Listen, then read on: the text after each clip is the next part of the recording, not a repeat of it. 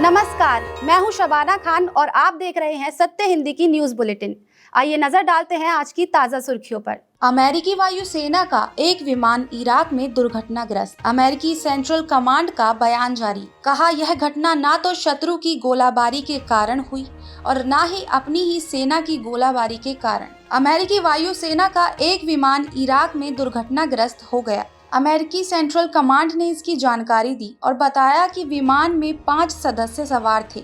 इस दुर्घटना के बाद पश्चिमी इराक में बचाव अभियान शुरू कर दिया गया है, जहां एक घटना हुई थी। एक विमान एक KC-135 एरियल टैंकर था, जो अमेरिकी सेना के मिशन के दौरान विमानों में ईंधन भरने के लिए इस्तेमाल किया जा रहा था।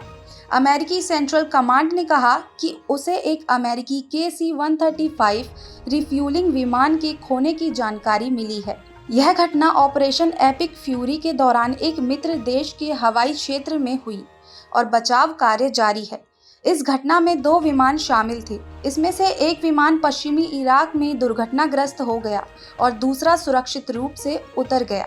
यह घटना ना तो शत्रु की गोलाबारी के कारण हुई और ना ही अपनी ही सेना की गोलाबारी के कारण। अमेरिकी राजदूत का भारत अमेरिका डील पर बड़ा बयान। कहा भारत यूएस के लिए एक मजबूत और भरोसेमंद साझेदार है। अमेरिका के राजदूत सर्जियो गोर ने शुक्रवार को भारत और अमेरिका को लेकर बड़ा बयान जारी किया है। उन्होंने कहा, मुझे यह बताते हुए खुशी हो रही है कि अमेरिका और भारत आज क्रिटिकल मिनरल्स एग्रीमेंट को अंतिम रूप देने के बहुत करीब हैं, जो उन्नत मैन्युफैक्चरिंग, ऊर्जा प्रणालियों और नई तकनीकियों के लिए जरूरी सप्लाई चेन सुनिश्चित करने में मदद करेगा। गोर ने आगे कहा कि इस मुद्दे पर आने वाले महीनों में बड़ा ऐलान हो सकता है, इसीलिए सभी की नज़र इस पर बनी रहनी चाहिए। गोर ने कहा कि केवल 2 ही डील मेकर थे, राष्ट्रपति ट्रंप और प्रधानमंत्री मोदी। उनकी गहरी और निजी दोस्ती की वजह से ही यह डील हो पाई है। उन्होंने इस बात पर जोर दिया कि भारत यूएस के लिए एक मजबूत और भरोसेमंद साझेदार है।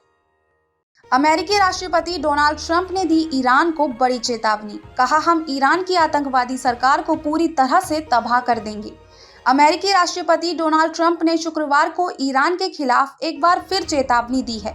सोशल मीडिया प्लेटफॉर्म ट्रुथ पर पोस्ट में उन्होंने लिखा कि हम ईरान की आतंकवादी सरकार को पूरी तरह से तबाह कर रहे हैं, सैन्य, आर्थिक और अन्य सभी तरीकों से। फिर भी आप अगर असफल हो रहे न्यूयॉर्क टाइम्स को पढ़ेंगे तो आपको गलतफहमी होगी कि हम जीत नहीं रहे हैं। न्यूयॉर्क टाइम पर तंज कसते हुए उन्होंने आगे कहा कि ईरान की नौसेना अब नहीं रही, उनकी वायुसेना भी अब नहीं रही, जबकि उनकी मिसाइलें, ड्रोन और अन्य क्षमताएं लगातार तबाह की जा रही हैं और उनके मुख्य नेता धरती के चेहरे से मिटा दिए गए हैं।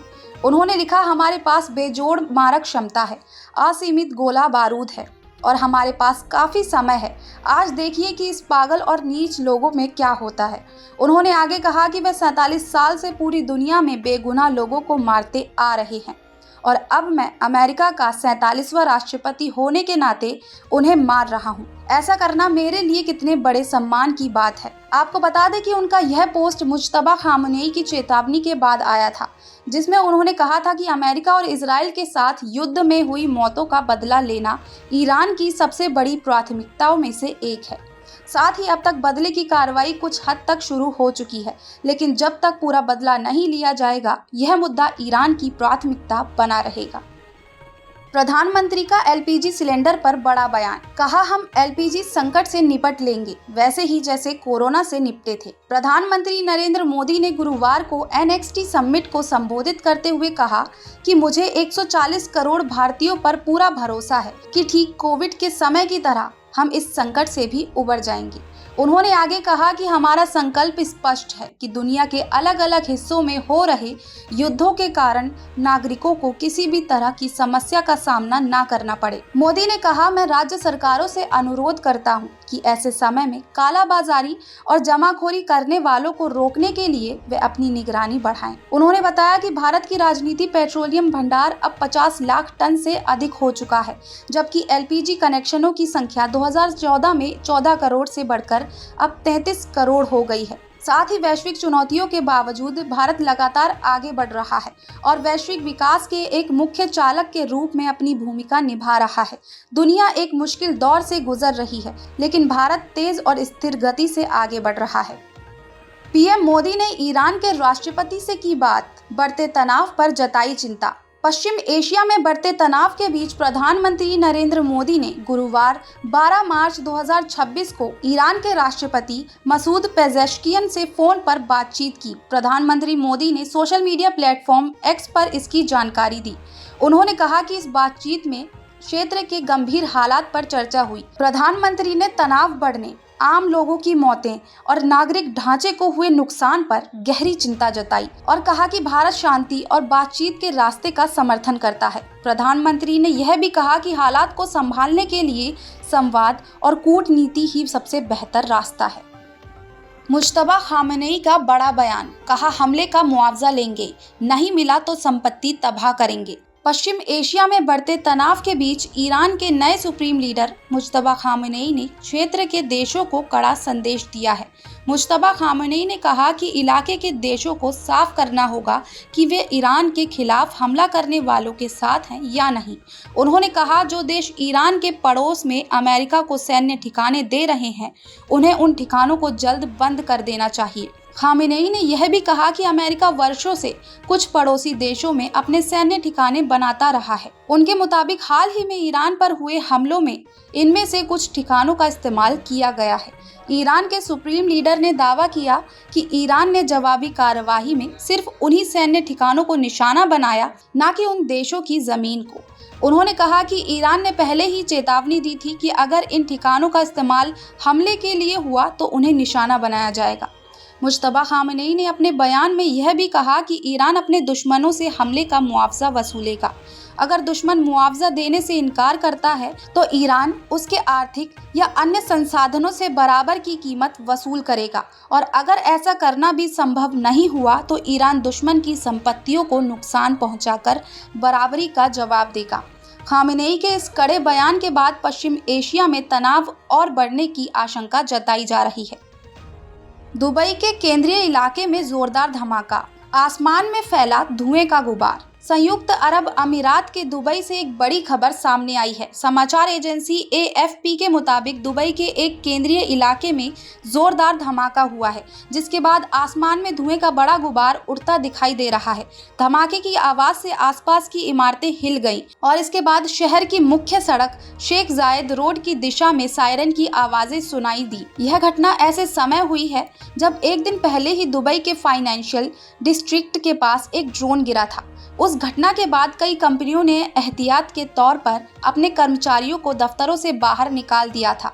दरअसल ईरान ने पहले ही चेतावनी दी थी कि वह क्षेत्र के आर्थिक और वित्तीय संस्थानों को निशाना बना सकता है। पश्चिम एशिया में चल रहे युद्ध के दौरान संयुक्त अरब अमीरात को कई बार ईरान की ओर से हमलों का सामना करना पड़ा है।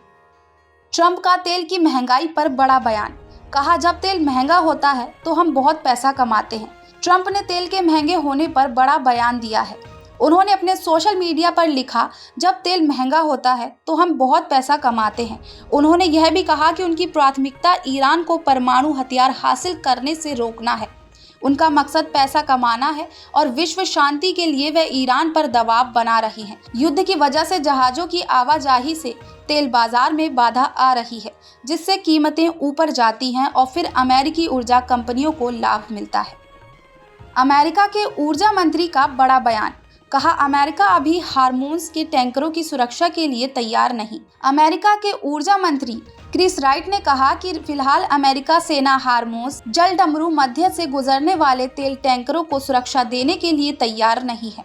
उन्होंने गुरुवार 12 मार्च को एक इंटरव्यू में कहा कि अभी अमेरिका की सैन्य ताकत का पूरा ध्यान ईरान की सैन्य क्षमता और हथियार बनाने वाली व्यवस्था को कमजोर करने पर लगा हुआ है। क्रिस राइट के मुताबिक इसी वजह से इस समय अमेरिकी सेना के पास टैंकरों को एस्कॉर्ट यानी सुरक्षा देकर ले जाने की तैयारी नहीं है। हालांकि उन्होंने यह भी कहा कि आने वाले समय में यह व्यवस्था शुरू हो सकती है।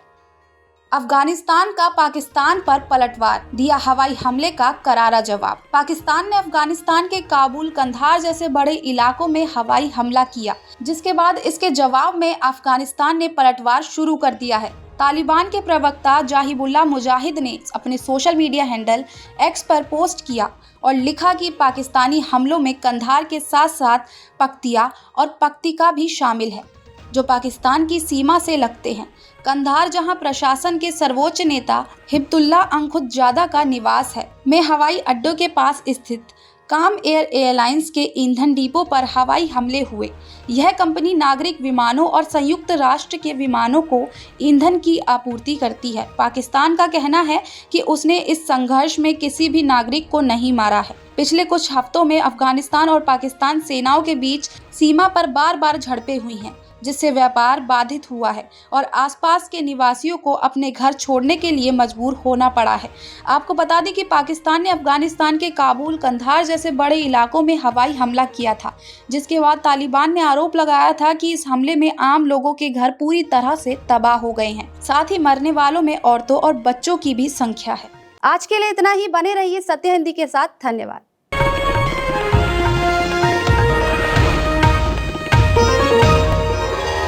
Copyright disclaimer under Section 107 of the Copyright Act 1976. Allowance is made for fair use for purposes such as criticism, comment, news reporting, scholarship, and research. Fair use is a use permitted by copyright statute that might otherwise be infringing.